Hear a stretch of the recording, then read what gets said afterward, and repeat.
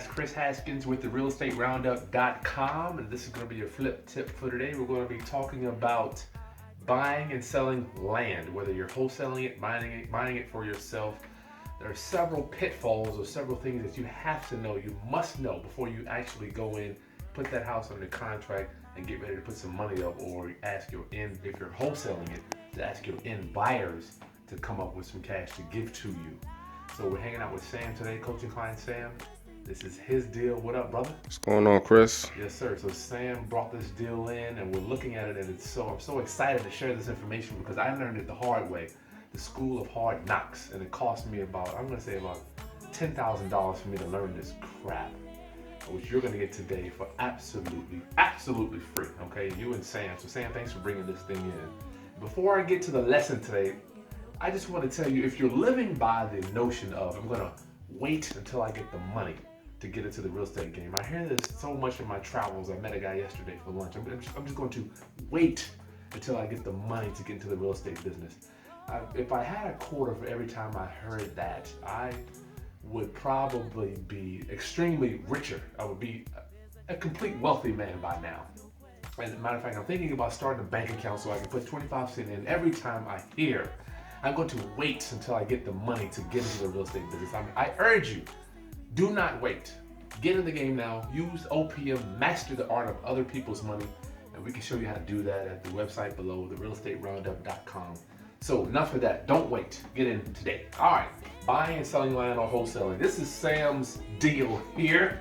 We are putting it together. I'm busting at the seams because I've seen Sam walking down to put this deal together. That's exactly where I was at about 12 years ago with another piece of land. Okay, here's Sam's land here. You gotta put your name on that, Sam.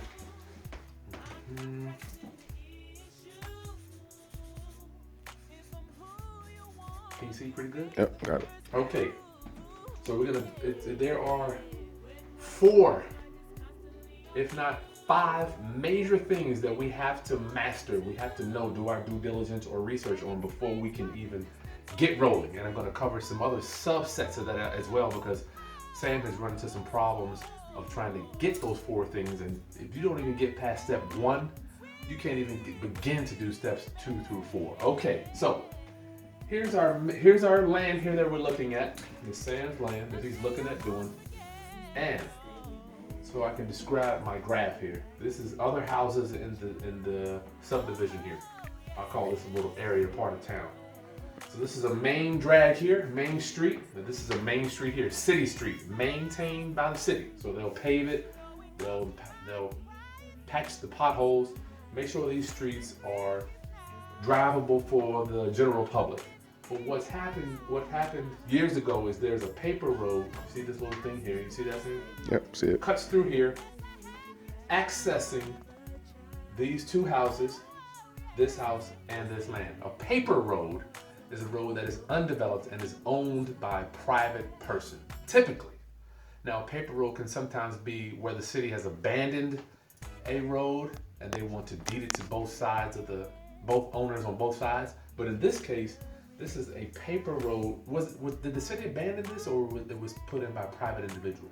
I'm not sure on that, Chris. Okay, but for our purposes of this trading here, to access this,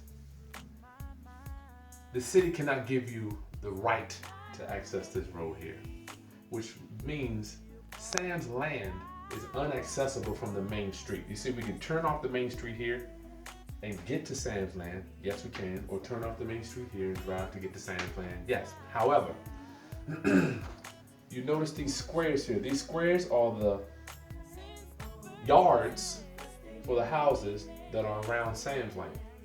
All right, and you notice that the paper road is going directly through these yards of other people.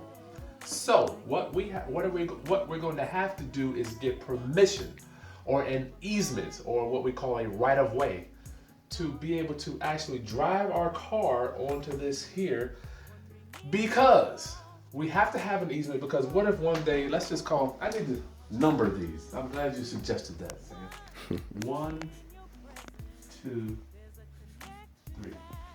What would happen if Mrs. 3 decides to go, you know what? She woke up one day and she said, I'm gonna build me a brick wall on my land, it would be completely legal, right? I want to build a brick wall on my land, I could do that. What would happen to Sam trying to get to his house right here? What would happen, Sam?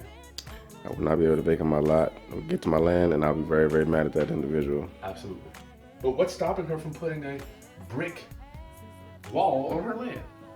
Nothing. Nothing. Absolutely nothing. Absolutely nothing. That's why we must get easements from the city. The easement or the right of way. The city, all it says, no, I'm sorry, not from the city, but we have to get easements from these landowners. What if Mr. One says, you know what? I want to build me a nice little goldfish pond in my yard. Perfectly legal, right?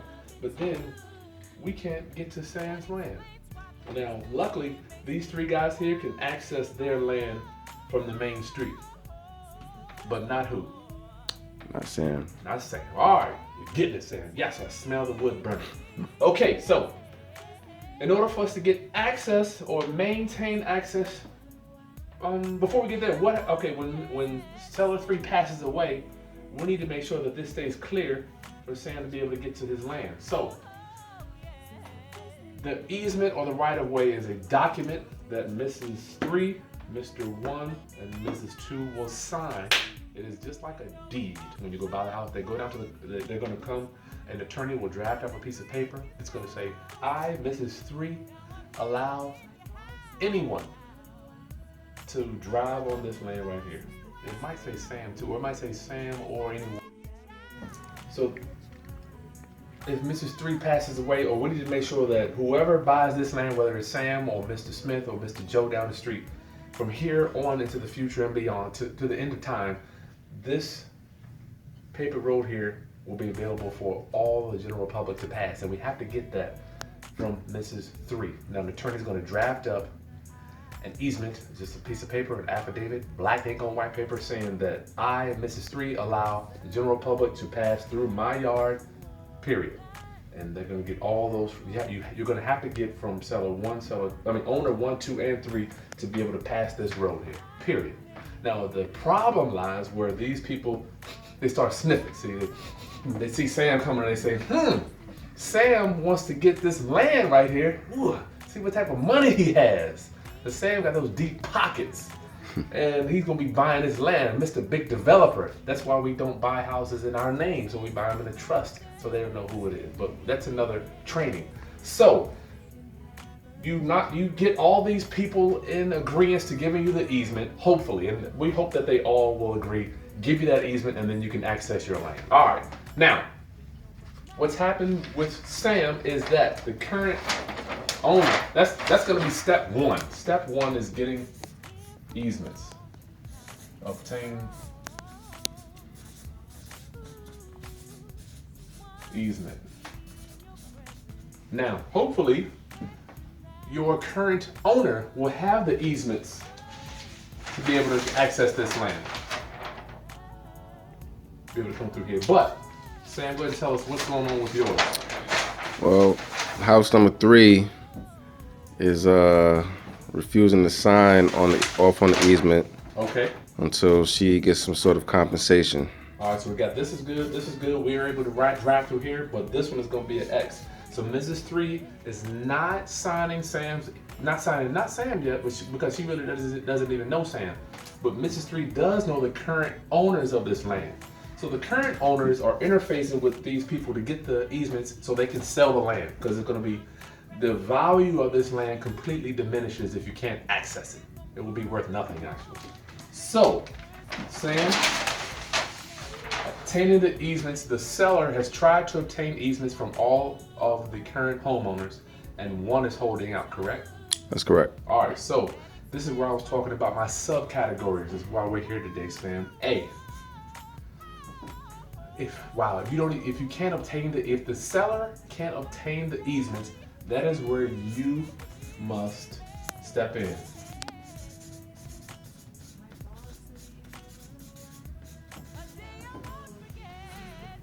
What's gonna have to happen is, Sam, you're gonna have to sit down, literally sit down with the seller and the other homeowner, that's Mrs. 3. I don't know if I would want to get a recommendation from this guy because we don't know how he approached her. We don't know what their relationship is. It could be toxic or not. We don't have a clue. All we know is these people, this owner here is holding us back from our goal, which is getting access to this land, right? So Sam, you have to step in. It's gonna be 1A. You're gonna step in and be the advocate to make this deal go down. Okay. Is it gonna cost you? I'm not sure. In the past, I'm gonna tell you what happened with my deal. The owner here, we had to actually buy her out. We had to pay for the rights to be able to go through here. And it might be a small expense, Sam. I would say go over there, knock on the door. Sam, you may have to knock on their door, introduce yourself, who you are. You're the person that's kind of working with the sellers to buy the land back there. You know, that's going to be the strategy that you want to use is going to be on you. You can either be the investor, which they may look at you like a walking money bag, or you could be somebody that's working with the other seller, the owner of the land, to see if you can work out something just to make it all come together. You would have to approach that. Now, all right, so we're talking about you stepping in, Sam. All right, so tell me, what is the relationship between your landowner and Mrs. 3 that doesn't want to sign off on that easement? Go ahead. From my conversations with the seller, the relationship is not all too good.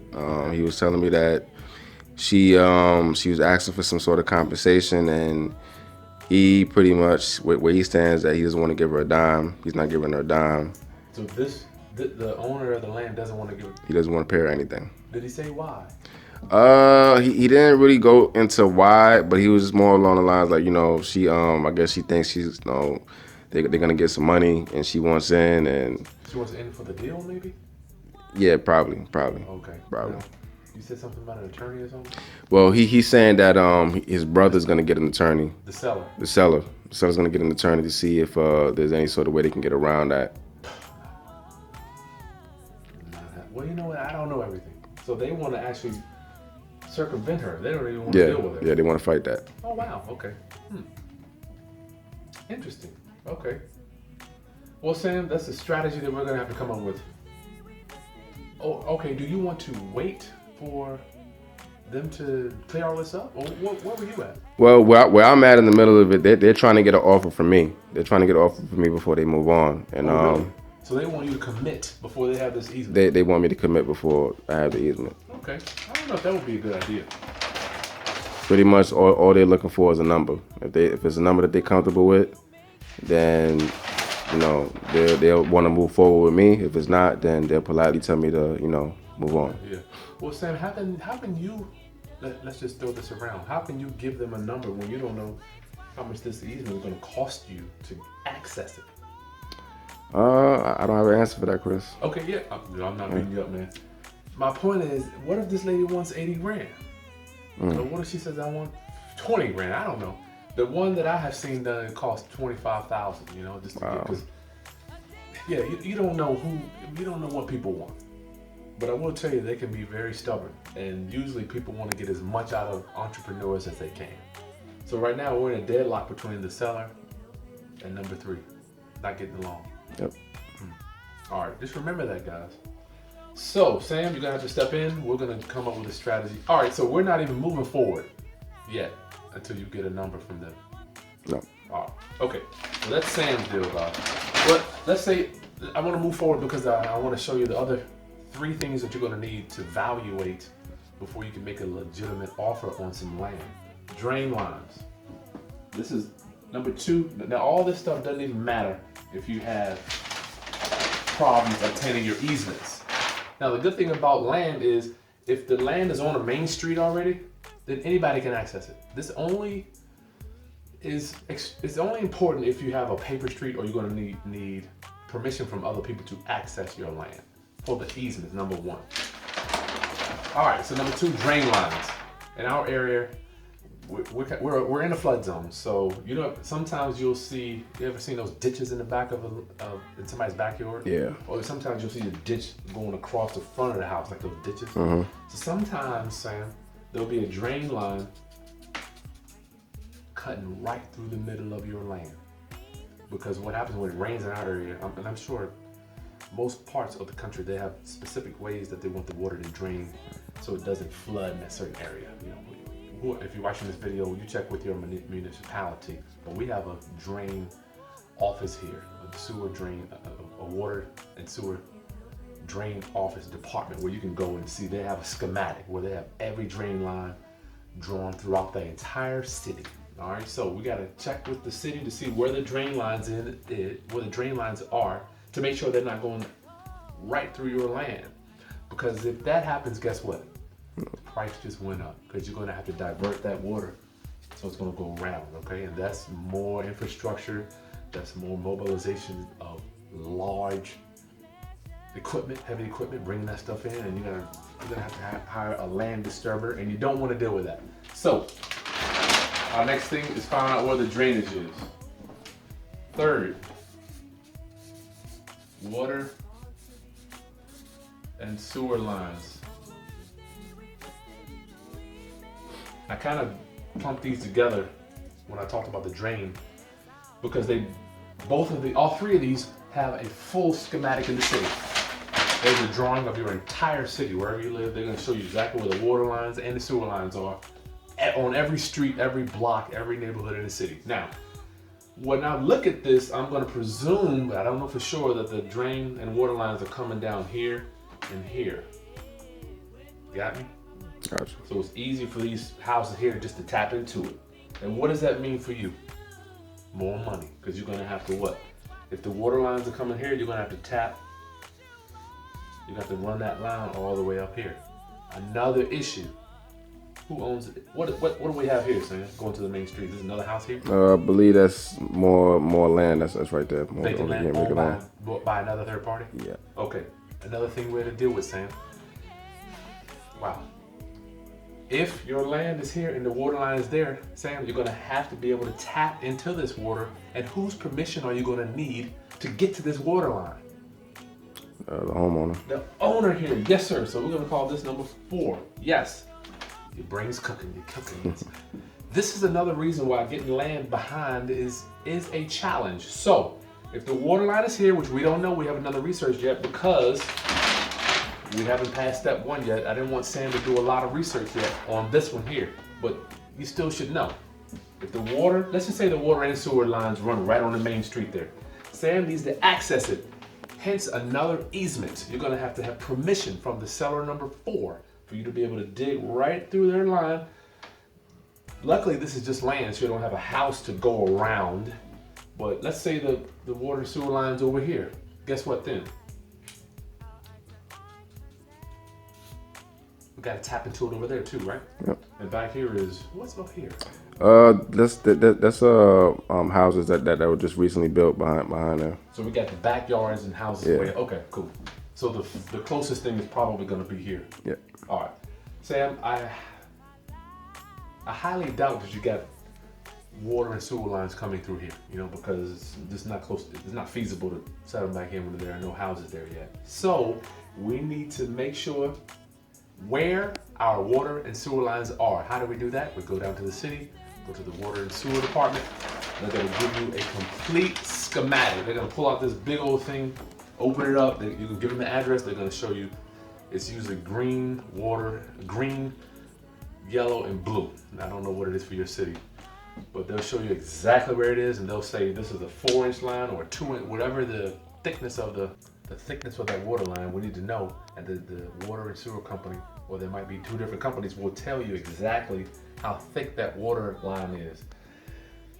What I'm here to tell you, the water line, well, you're on the main street here, so you can probably tap right into it.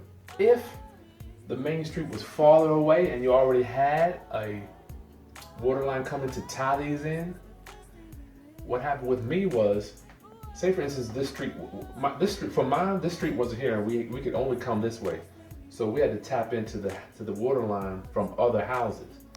So if your water line isn't thick enough, you can only tap so many houses this way. So luckily you got a main street here, so I'm sure you have main water, probably 8-inch, to see if you can tap whatever you want with that. Okay, so water and sewer line, the last thing is gonna be our geotech reports.